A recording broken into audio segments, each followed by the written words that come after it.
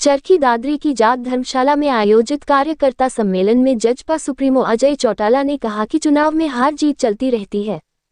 कार्यकर्ता लोकसभा चुनाव के परिणामों से हतोत्साहित न हो। वे आज से ही पूरी निष्ठा और मेहनत के साथ चुनावी रण में उतर जाएं। आने वाला कल आपका होगा। अजय चौटाला ने कहा कि कांग्रेस पर कटाक्ष करते हुए कहा कि राजा का राज नहीं कि तिलक करने से भूपेंद्र हुड्डा राजा बन जाएंगे। भूपेंद्र हुड्डा को खुद की टिकट मिलने की तसल्ली नहीं है।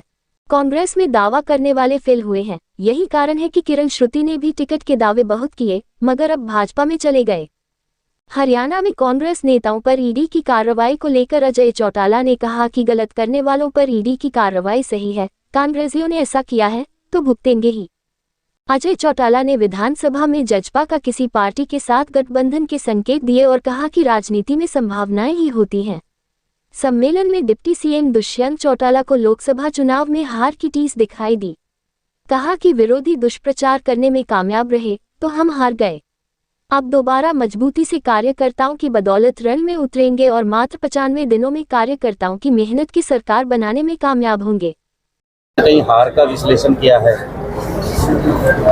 अगली जाल गिरने के लिए भी कहा है, उसके लिए कार्यकर्ताओं का उत्साहवर्धन किया है।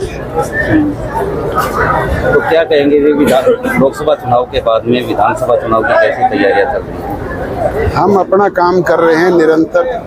जो कमियां रही है उनको लोगों के बीच में लेकर के जा रहे हैं, अपनी पार्टी का प्रचार प्रसार फैलाव कर रहे हैं और जो दूसरे हमारे विरोधी दुष्प्रचार करने में कामयाब रहे उससे लोगों को अवगत करा रहे हैं। भूपेंद्र सिंह हुड्डा ये कहते हैं कि 70 सीटें जीतेगी कांग्रेस। मैंने खोल करके तो बताया है, प्रजातंत्र में ये फैसला जनता जनार्दन करती है। ये राजा का राज नहीं है कि तिलक कर दिया और राजा बन गए। ये तो फैसला लोगों ने करना है। और भूपेंद्र हुड्डा को तो अपनी टिकट का भी तसल्ली नहीं है कि वो मिलेगी कि नहीं मिलेगी। कांग्रेस में तो दावे करने वाले मैंने बताया तो था, पीछे श्रुति करती थी, किरण करती थी, मिली टिकट कोई तो पता नहीं किसको मिलेगी। सर, जो ईडी की रेड पड़ रही थी उसको लेकर क्या कहें, क्योंकि आज भी सुरेंद्र पवार के यहाँ ईडी की रेड। ईडी स्वतंत्र एजेंसी है, वो अपना काम कर रहे हैं। जिन्होंने कोई बेकायदगी की है उनको पकड़ेंगे। तो आगे भी किसी राजनीतिक पार्टी को द्वेष भावना से होती है क्या ईडी की रेड?